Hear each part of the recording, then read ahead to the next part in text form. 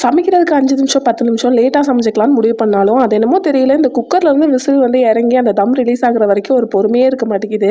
அது ரிலீஸ் ஆகுறதுக்குள்ள ஒரு 10 டைமாவது அதை வந்து லைட்டாக ஓப்பன் பண்ணி விட்டால் தான் வந்து மனசுக்கே ஒரு நிம்மதியாக இருக்கும், ஒரு சமைச்ச ஃபீலே வரும்னு சொல்லலாம். இந்த பருப்பு வேக வைக்கும் போது இந்த பிரியாணி ரெடியாகி அது சாப்பிட்றதுக்குள்ள எல்லாம் வந்துட்டு அந்த தம் இறங்குறதுக்குள்ள படுற பாடு, ஐயோ சாமி, அதை வார்த்தையாலும் சொல்லவே முடியாது. அந்த அன்னைக்கு நைட்டு அதே மாதிரி தான் வந்து பருப்பு தானே செய்கிறோன்னு சொல்லிட்டு கொஞ்சம் லேட்டாக வந்துட்டேன்.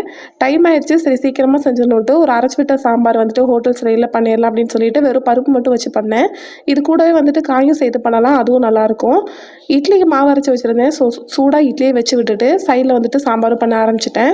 1 ஸ்பூன் கடலைப்பருப்பு, 3 வரமிளகாய், 1/2 ஸ்பூன் சீரகம், 2 3 மிளகு போட்டுட்டு நல்லா வந்து ட்ரை ரோஸ்ட் பண்ணிவிட்டு கூடவே பாதி தக்காளி பாதி வெங்காயம் சேர்த்து அதையும் நல்லா வதக்கி விட்டுட்டு அது கூடவே ஒரு 4 பத்தை தேங்காய், ஸ்பூன் மல்லி விதை இல்லாதனால மல்லித்தூள் போட்டு நல்லா ட்ரை ரோஸ்ட் பண்ணிவிட்டு அரைச்சி எடுத்துகிட்டு அது சாம்பார் கூட சேர்த்து பண்ணுறது தான்.